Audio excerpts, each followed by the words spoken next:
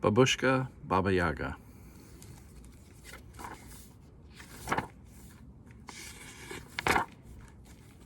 She was the last of her kind, a creature of legends, a being of the forest. She ruled her woods alone. She ate alone and slept alone.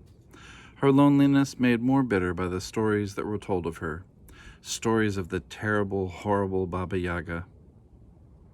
And so she watched sadly from afar as the people of the nearby village celebrated the seasons of their lives together, kept holidays together, and rejoiced at weddings. Most of all, they pleasured in the birth of their young. How her arms ached just to hold a little one, if only for a moment. How she longed to have a young one of her own. But she was old now, and knew that it would never be. Many mornings, the Babushkas bustled by her forest with their grandchildren.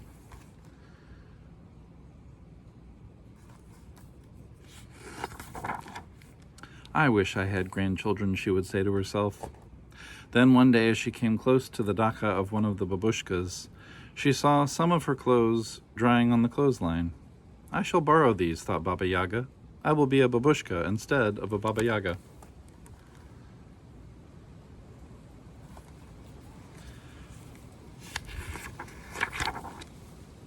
She looked at the reflection of herself in the stream. I shall have to scrub the forest off from my skin, cut my nails, comb my hair.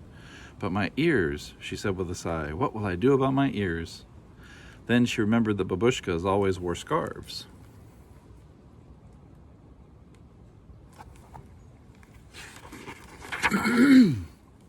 She carefully dressed herself. Yes, she said with glee, I look just like a Babushka. She bade the creatures of the forest a fond goodbye. I'm going into the village, she beamed.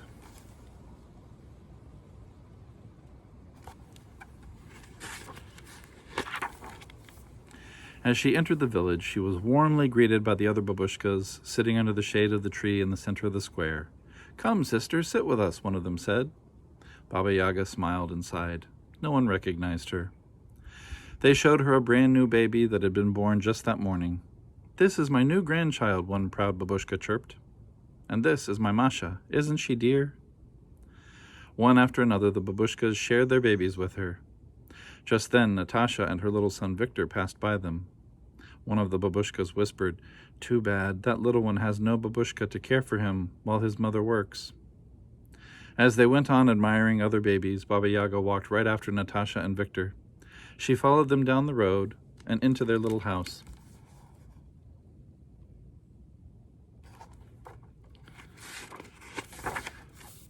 Old one, Natasha greeted her cheerfully. How is it that you are here? Perhaps you can help me, Baba Yaga said. I am new in the village and quite alone. I need a place to stay. I can cook, clean, and take care of your son for you. I have no money to pay you, Natasha answered sadly. I need no money. All I will need is a place to rest my old head and perhaps a little food. Then you shall indeed stay with us, old one. I kiss your eyes and I hold you in my heart, Baba Yaga said happily. And stay she did.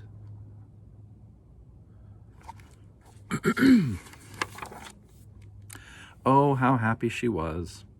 When Natasha went to work in the mornings, she and Victor cleaned the little house together. When all the tasks were done, Baba Yaga took Victor to the edge of the woods. This was her favorite part of the day.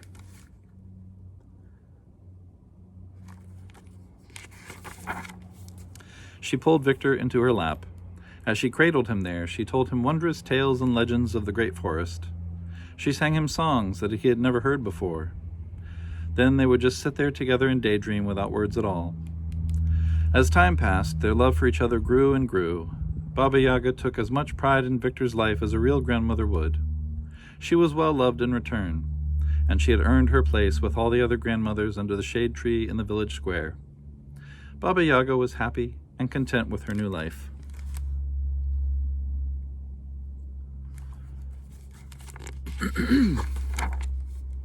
Then one day, as the Babushkas gathered, they started telling stories to the children. One spoke of Ivan Tsarevich, the gray wolf and the firebird. Another told the tale of sister Alyanushka and brother Ivanushka. They all laughed.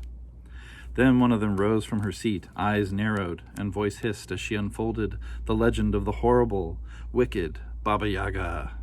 She eats babies, the woman said, as all stared in wide-eyed amazement. She flies through the air on an old stump and casts spells. She comes out of the forest and takes children in the dead of the night, another warned. She's ugly, a hag, evil and hateful, yet another sang out. And if you don't behave, she'll come and get you, one said to Victor as he hugged close to Baba Yaga.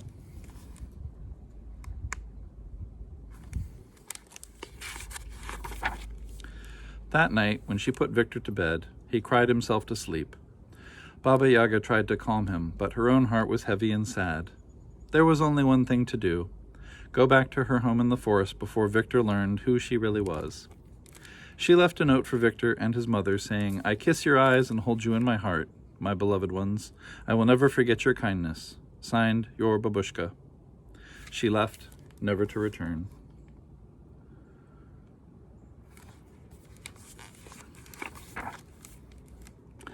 For a very long time, Victor went to the edge of the forest almost every day. It helped him remember his Babushka, whom he missed so. Then one day, as he sat, he saw yellow, evil eyes peering at him from the deep blackness of the forest. When he could make out the shapes that went with the evil burning eyes, he saw that the eyes belonged to a pack of wolves. He screamed for help, but he was soon surrounded by them. The villagers came running, but the wolves snapped at them and snarled when the villagers tried to get close to Victor. "Oh, please," his mother cried, "someone help my baby."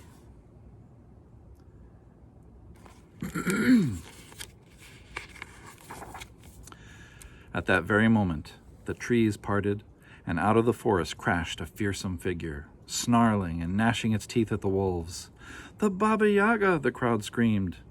The creature eyed them menacingly as it sprang like a cat at the savage wolves. The wolves scattered and ran. Then the creature moved closer to the child, who was howling with fright.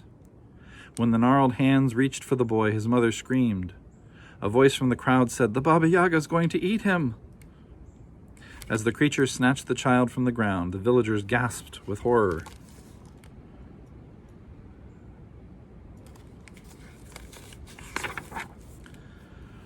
With a loud smack, it kissed the child, then smiled through eyes brimming with tears. The weathered arms held the boy close and rocked him so gently. Although she didn't look the same, Victor knew that warm hug well. "Babushka!" Victor cried, and he hugged her back.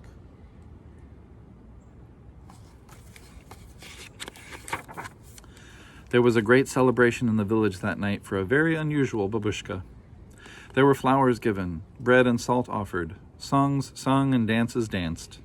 One of the Babushkas moved close to her and took Baba Yaga's hands and called out, "Those who judge one another on what they hear or see and not on what they know of them in their hearts are fools indeed." "Hear, hear," the mayor sang out as everyone cheered.